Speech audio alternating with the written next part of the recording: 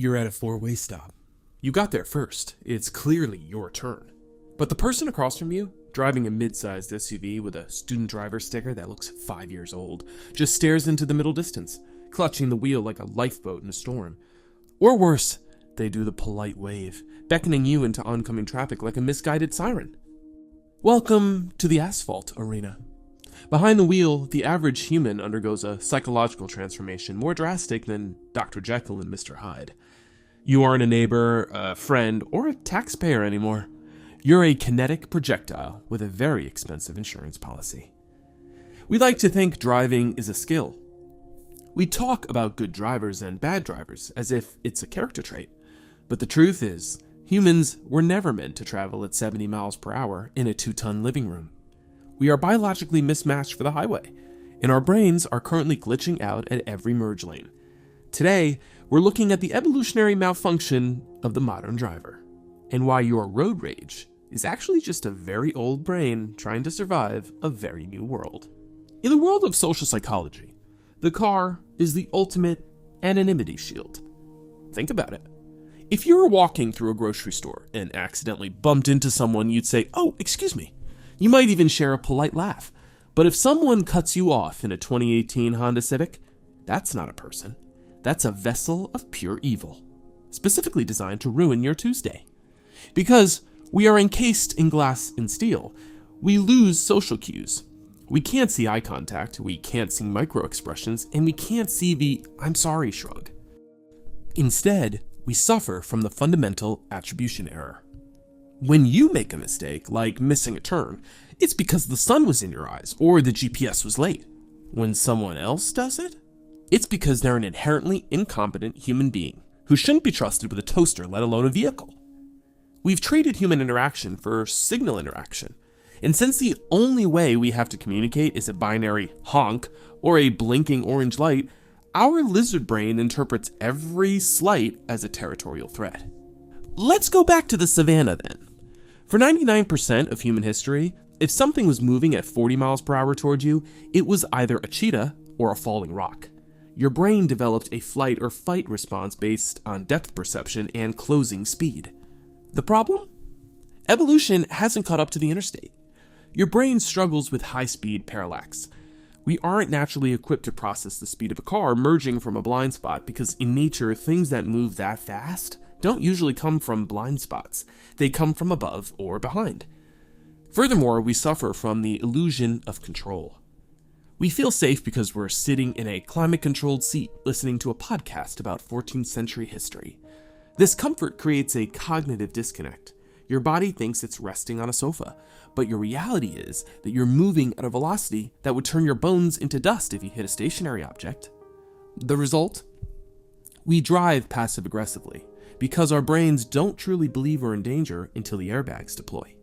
We're apex predators in a safety bubble, and that mix is a recipe for disaster.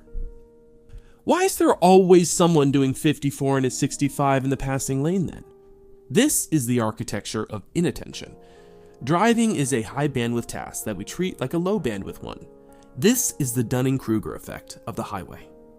80% of people believe they are above average drivers. Mathematically, that's impossible. The left lane lingerer is usually a victim of target fixation. They're so focused on the car directly in front of them, or the podcast that they're listening to, that they lose situational awareness. Their world shrinks to a 10-foot radius around their hood. They aren't being a jerk on purpose, usually. They simply hit their cognitive ceiling. Their brain has decided that staying in this lane is the path of least resistance, ignoring the 5-mile tailback of furious people behind them. Here's the most dangerous person on the road, though. The nice guy. We've all seen it. The person who has the right of way but stops to let someone turn left across 3 lanes of traffic. It feels like a random act of kindness, but in the world of physics, it's a random act of chaos. Driving works because of predictability, not politeness. When you break the rules of the road to be nice, you're effectively rewriting the software midstream. The person behind you isn't expecting you to slam on your brakes for a pedestrian who wasn't even at the crosswalk yet. This is the altruism glitch. We want to feel like good people, but the road doesn't want good people. It wants reliable operators. When you're nice, you're actually being unpredictable. And in a high-speed environment, unpredictable is just another word for dangerous. Now, we have to talk about it. The green light ghost. The light turns green. The first car doesn't move. 2 seconds pass. 3.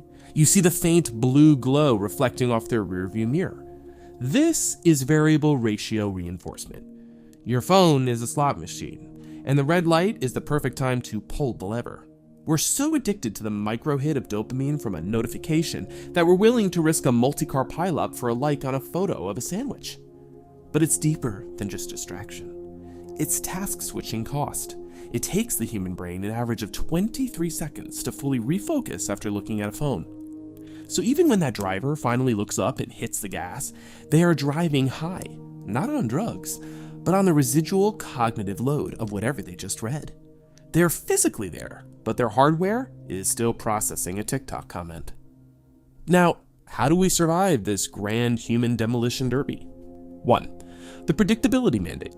Stop being nice and start being logical.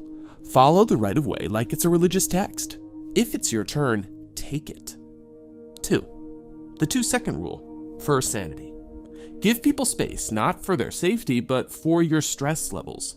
When you tailgate, you're entering a high-stress feedback loop. You're waiting for them to mess up, and they're looking at you in the mirror instead of the road. You're both losing. 3. The assume incompetence strategy. Treat every other car like it's being operated by a very smart golden retriever. Expect them to bark, jump, and change lanes without looking. When you lower your expectations of humanity, your road rage evaporates. At the end of the day, we're all just trying to get from point A to point B without becoming a statistic. The road is a social contract written in asphalt and white paint. The next time you're stuck behind a lingerer or someone cuts you off without a blinker, remember, they are a fossilized hunter, just like you, struggling to pilot a spaceship with a brain designed for picking berries. We don't suck at driving because we're bad people. We suck because we're out of our element. So take a breath, put the phone in the glove box, and for the love of everything holy, use your turn signal. It's the only language we have out here. Don't be a mime. You've ever wanted to throw your steering wheel out the window? Hit that like button. Subscribe for more deep dives into why our modern lives feel so weird. Leave a comment below with the absolute worst driving move you've seen this week. Let's vent together. I'll see you in the fast lane. Stay safe, stay predictable, and keep your eyes on the road.